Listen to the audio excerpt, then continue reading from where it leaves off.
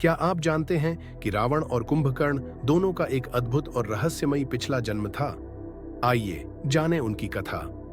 रावण और कुंभकर्ण दोनों का जन्म भगवान विष्णु के द्वारपालों जय और विजय के रूप में हुआ था। वे स्वर्ग में भगवान विष्णु के द्वारपाल थे, लेकिन एक दिन उन्होंने 4 ऋषियों सनक, सनंदन, सनातन और संत कुमार को प्रवेश से रोक दिया। इन ऋषियों के क्रोध से जय और विजय को श्राप मिला कि वे स्वर्ग से निकलकर पृथ्वी पर जन्म लेंगे। भगवान विष्णु ने उन्हें 2 विकल्प दिए, 7 जन्मों तक विष्णु के भक्त बने या 3 जन्मों तक उनके दुश्मन बने।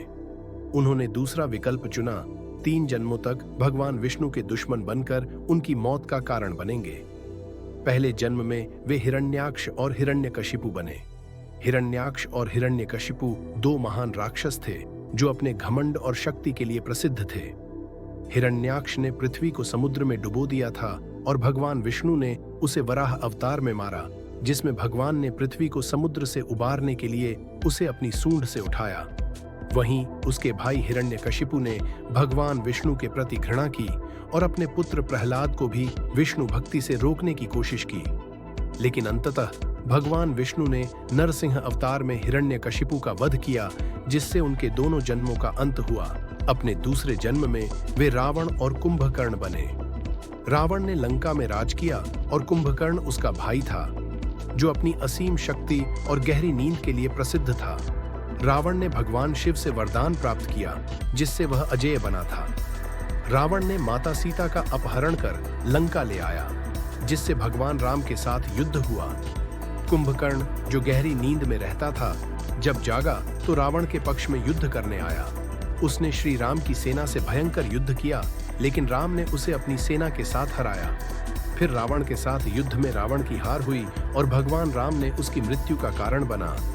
तीसरे और अंतिम जन्म में वे शिशुपाल और दंतवक्र बने।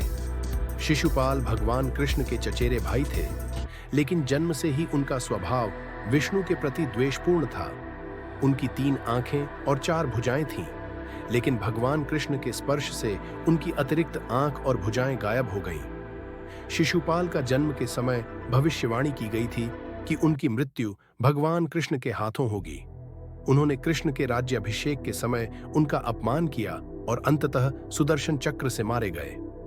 दूसरी ओर दंतवक्र एक शक्तिशाली योद्धा और कंस का सहयोगी था।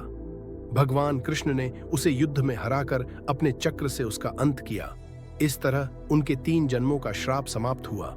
रावण, कुंभकर्ण, शिशुपाल और दंतवक्र की यह गाथा हमें सिखाती है कि हर जीवन में कर्मों का फल मिलता है।